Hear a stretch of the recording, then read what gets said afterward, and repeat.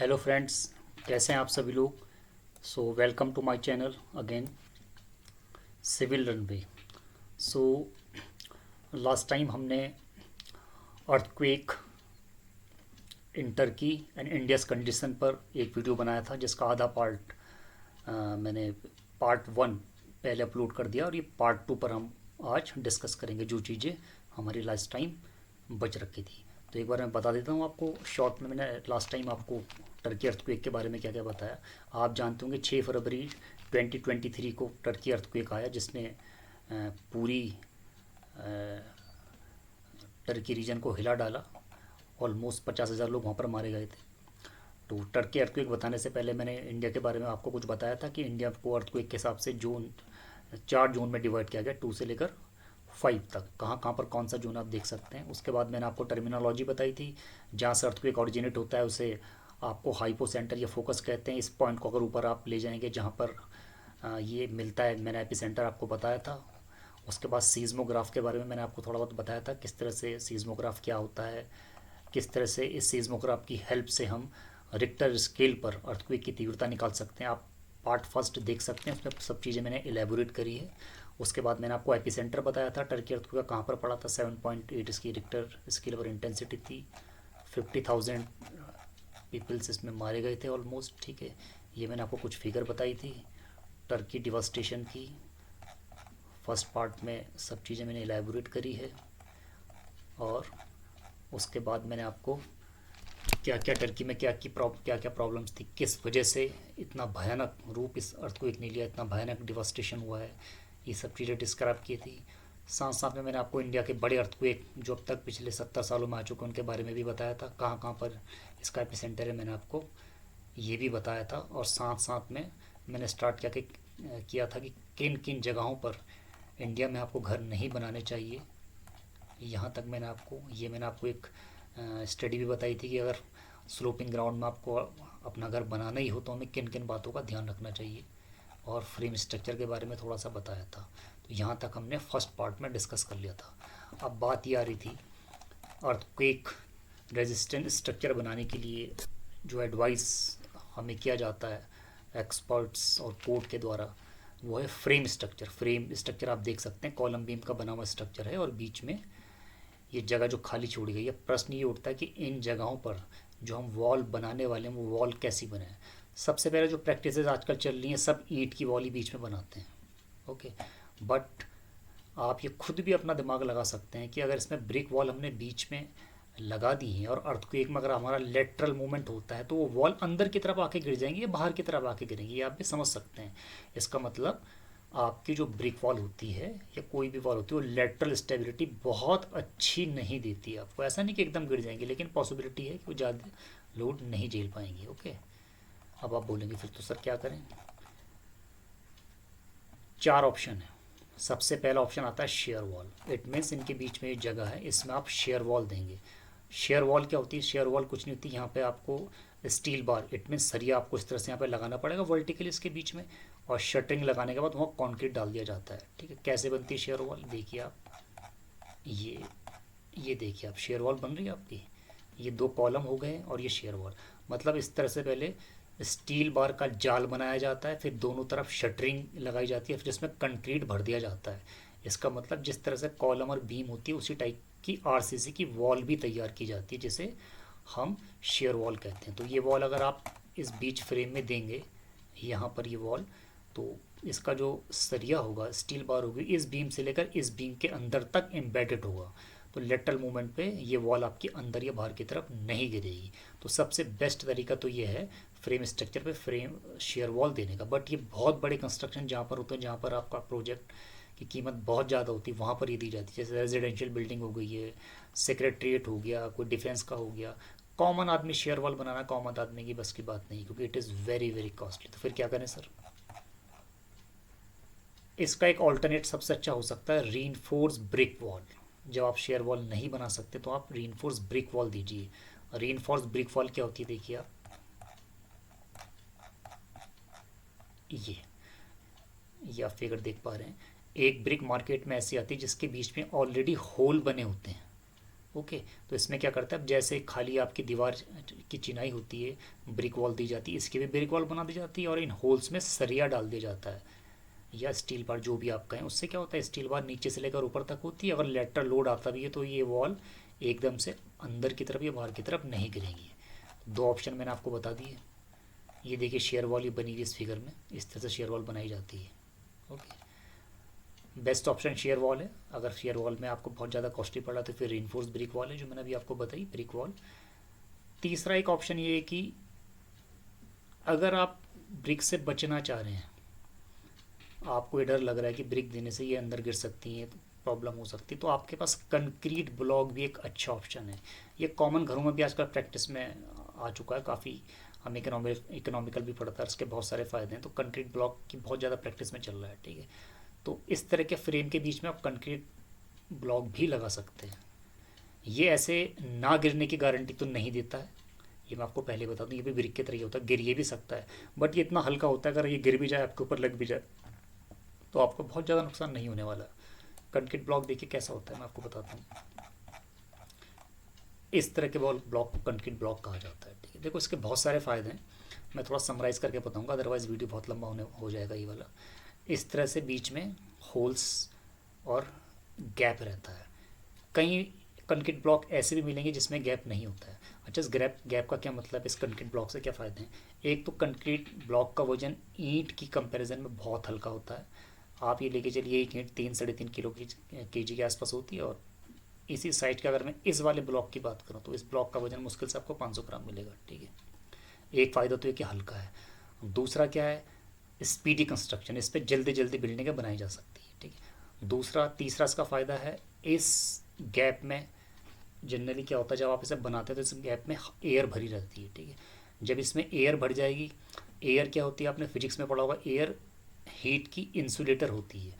मतलब जो बाहर का टेम्परेचर है वो अंदर नहीं पहुंच पाएगा आपका। अगर बाहर गर्मी है तो अंदर आपका ठंडा रहेगा, और अगर बाहर गर्म है, सॉरी, अगर बाहर गर्मी है तो अंदर ठंडा रहेगा, और बाहर ठंडा है, फॉर एग्जांपल जनवरी फरवरी का महीना, तो अंदर आपका थोड़ा सा वार्म रहेगा, ठीक है। तो सबसे बड़ा फ़ायदा इसका ये भी होता है। दूसरा ये इसका वेट बहुत कम होता है, अगर ये थोड़ा गिर भी जाए तो थोड़ा इतना ज़्यादा नुकसान आपको नहीं होने वाला है। चौथा ऑप्शन मैंने यहाँ पे बताया फैब्रिकेटेड स्ट्रक्चर। ये थोड़ा सा अलग प्रैक्टिस है। देखो फैब्रिकेटेड स्ट्रक्चर आप नॉर्मल घर बनाना आपके लिए पॉसिबल नहीं होगा, क्योंकि ये बहुत कॉस्टली पड़ेगा। बट ये जो इंस्टीट्यूशनल बिल्डिंग होती है सेंट्रल गवर्नमेंट की, जैसे एनआईटीज़ हो गए आपके, आईआईटीज़ हो गए आपके, जो आपको टेम्परेरी तौर पर बनाने हैं, वहाँ पर फैब्रिकेटेड स्ट्रक्चर का इस्तेमाल काफ़ी किया जा रहा है, स्पेशली सेंट्रल गवर्नमेंट के प्रोजेक्ट में। क्या होता है फैब्रिकेटेड स्ट्रक्चर, आप ये देखिए, ये देखिए, ये है फैब्रिकेटेड स्ट्रक्चर।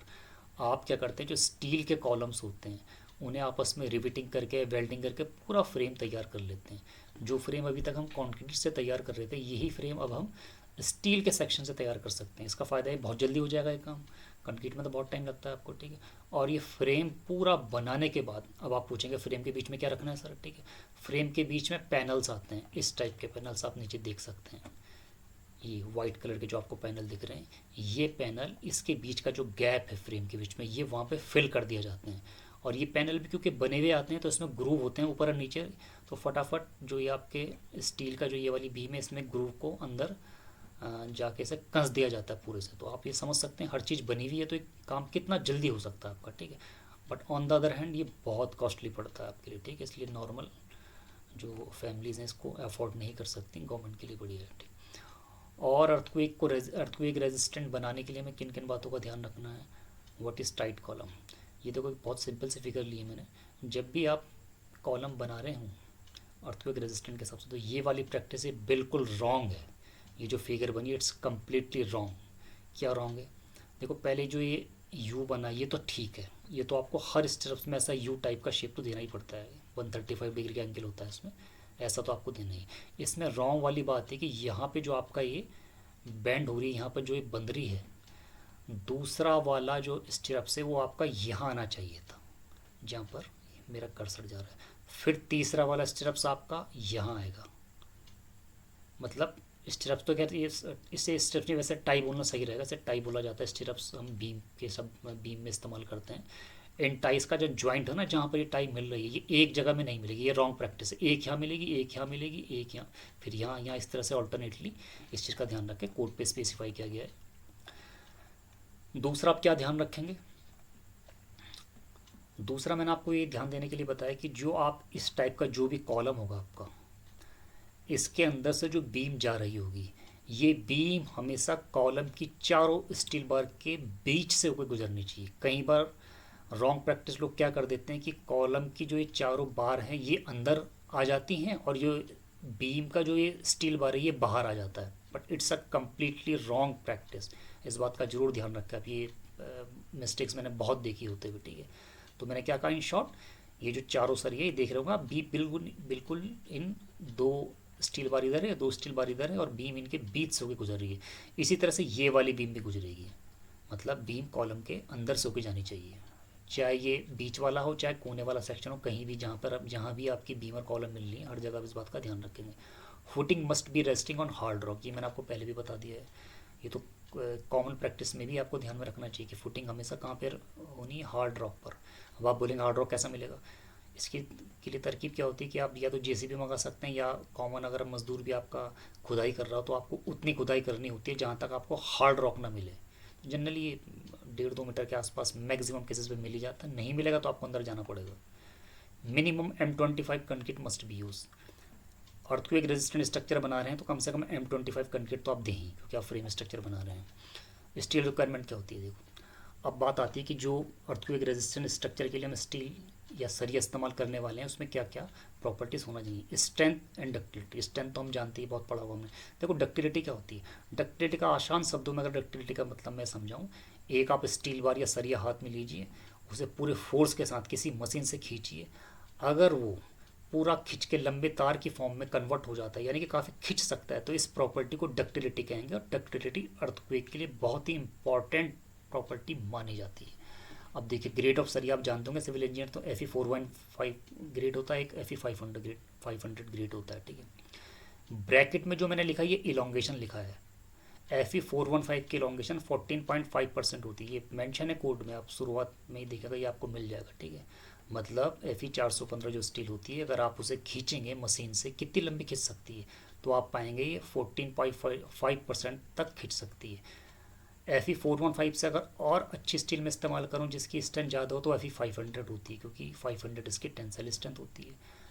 इसकी इलोंगेशन कितनी होती है? इसकी इलोंगेशन 12% होती है। इसका मतलब FE 415 से FE 500 जाने पर स्ट्रेंथ तो बढ़ गई, बट इलोंगेशन कम हो गई। इलोंगेशन का मतलब डक्टिलिटी, मैंने आपको पहले ही समझा दिया।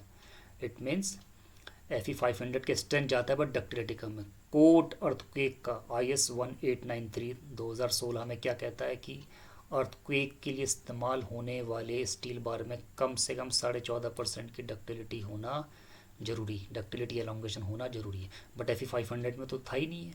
हमें स्ट्रेंथ भी चाहिए। कई केसेस में हो सकता है हमारा 415 से काम नहीं चल रहा हो तो हम FE 500 की बात करेंगे, बट उसमें तो डक्टिलिटी है नहीं, तो फिर हम क्या करें? ये बहुत बड़ी प्रॉब्लम बन गई थी जब शुरू में ये सब चीज़ें लाइट में आई। तो उसके बाद इसका समाधान कैसे निकाला गया? TMT स्टील बना के। TMT आपने सुना होगा, thermal mechanical treated steel. SAIL steel authority of India limited generally इसे बनाता है। उन्होंने क्या बनाया? उन्होंने कहा कि आपकी जो ये प्रॉब्लम है इसे सॉल्व कर देते हैं। हम एक ऐसा स्टील तैयार कर देंगे जो FE 500 के बराबर स्ट्रेंथ भी दे, और साथ साथ में जो आपकी 12% की जो डक्टिलिटी है की जो प्रॉब्लम है उसे भी सॉल्व कर सकते हैं, ठीक है। तो TMT का स्टील भी दो तीन ग्रेड में मिल जाएगा आपको। TMT 500, TMT 550, okay. उसमें क्या होता है कि स्ट्रेंथ तो TMT 500 में स्ट्रेंथ तो पूरी 500 ही होगी, साथ साथ में डक्टिलिटी भी 14.5% होती है। मतलब जो हमें ऑर्डिनरी FE 500 में नहीं मिल पा रही थी, TMT 500 में वो रिक्वायरमेंट भी पूरी कर दी गई है। इसलिए अर्थक्वेक रेजिस्टेंट स्ट्रक्चर में हमेशा TMT स्टील बार को सजेस्ट किया जाता है। What for residential house? अगर आप मुझसे पूछे कि सर मेरा घर में मकान बन रहा है आसपास, जनरली मकान आपके रेजिडेंशियल हाउस G+2 तक ही बनते हैं, ठीक है, वहाँ पर मैं कौन सा सरिया इस्तेमाल करूँ? देख लीजिए, मैं आपको एक चीज़ और बताऊँ, TMT स्टील के रेट के जो मार्केट में रेट हैं टीएमटी स्टील के, वो ऑर्डिनरी स्टील से कम 25% तक आपको ज़्यादा मिलेंगे। It's very costly. इसलिए मैं सभी अपने आसपास सभी को ये सलाह देता हूँ कि आपके जो रेजिडेंशियल हाउसेज होते हैं वो बहुत, कोई 20 मंजिल तो होने वाला नहीं आपका हाउस, उसके लिए FE5415 ही सफिशिएंट है। तो ध्यान रखें आप और अपने आसपास भी बताएं कि इतना ज़्यादा पैसा खर्च करने की ज़रूरत नहीं है टीएमटी के लिए। रेजिडेंशियल हाउस के लिए सारी रिक्वायरमेंट पूरी कर देता है। अभी कैसे करता है, क्या करता है, वो बहुत बड़ा डिस्कशन है, बट इन शॉर्ट आप ये ध्यान रखें, it is sufficient for residential house. Okay, next, अब some advance technique using in European country and Japan. कुछ जो डेवलप्ड कंट्री, वहाँ कौन कौन सी नई नई प्रैक्टिसेस की जा रही हैं जो इंडिया में अभी बहुत ज़्यादा ट्रेडिशनली, मैं आपको वो बताना चाहूँगा, स्पेशली जापान में बहुत करते हैं। ब्रेसिंग देना, ये देख रहे हैं आप डायगोनली, ये ब्रेसिंग है।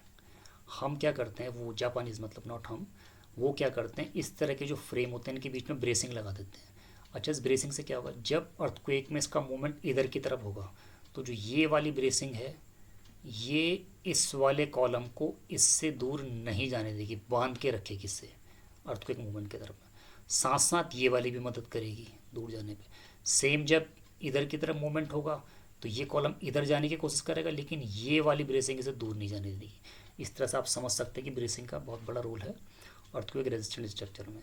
ये प्रैक्टिस आपको स्टील स्ट्रक्चर में मिल जाएगी इंडिया में, बट घरों में भी ये प्रैक्टिस नहीं की जाती। ठीक है। Second, dumping. देखिए ये भी बहुत इंटरेस्टिंग है।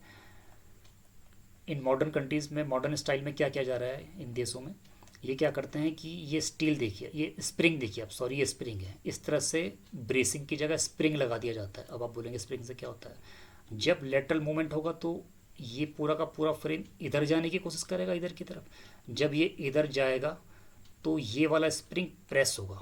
जब स्प्रिंग प्रेस होता है तो हमेशा अपोजिट डायरेक्शन में भी फोर्स लगाता है, जानते होंगे आप। ठीक है, तो इसका मतलब लेटरल मूवमेंट के दौरान ये इसे इधर जाने से रोकेगा, ये प्रेस ऊपर करेगा। सेकेंडली इसमें क्या होगा, जब इधर की तरफ मूवमेंट होगा तो ये स्प्रिंग पूरा खींचेगा। ओके, क्योंकि ये डायमेंशन इधर जा रही है तो ये तो खींचेगा ही खींचेगा। और जैसे स्प्रिंग खींचता है तो खींचने के बाद ये स्प्रिंग फिर से अपोजिट डायरेक्शन की तरफ इसे वापस लाने की कोशिश करेगा। इस तरह से लेटरल मूवमेंट में दोनों ही स्प्रिंग काम करते हैं और बिल्डिंग को अपनी जगह पे बनाए रखते हैं। तीसरी प्रैक्टिस क्या है, सीज्मिक आइसोलेशन।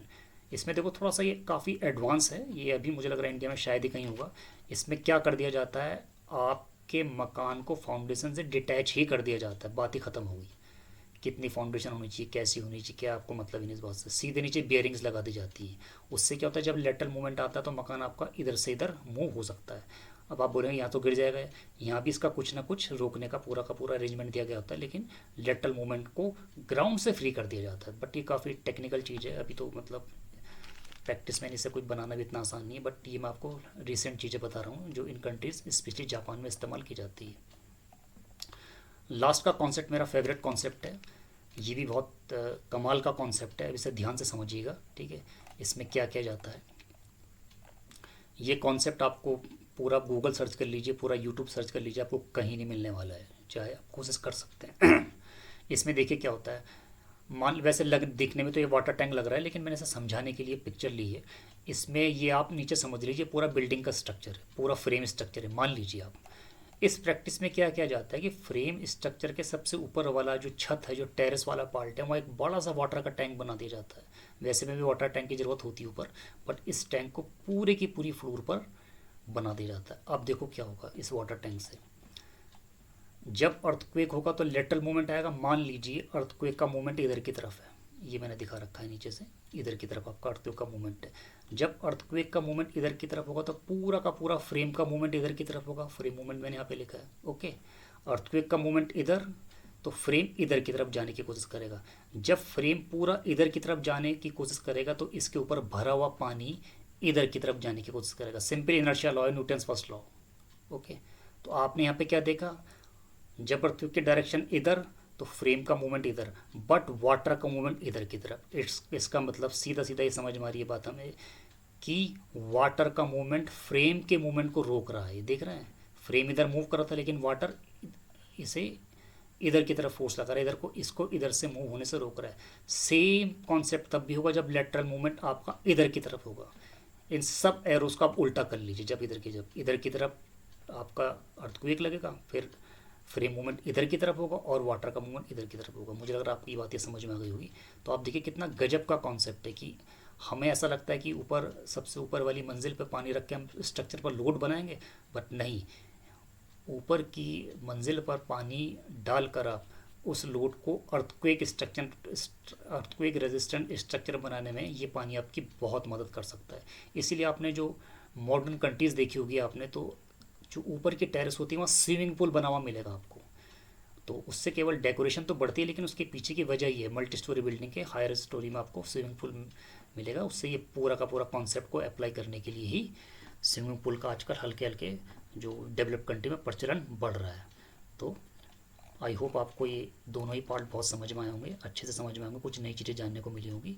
अगर आपको ये वीडियो थोड़ा सा भी अच्छा लगा तो प्लीज़ चैनल को सब्सक्राइब जरूर करें, और अपने आसपास का जो फ्रेंड सर्किल है उन्हें भी ये शेयर जरूर करें वीडियो, ताकि वो भी आने वाली भूकंप की जो ट्रेजिडी है उससे अपना आप को संभल सकें। Okay, thank you very much.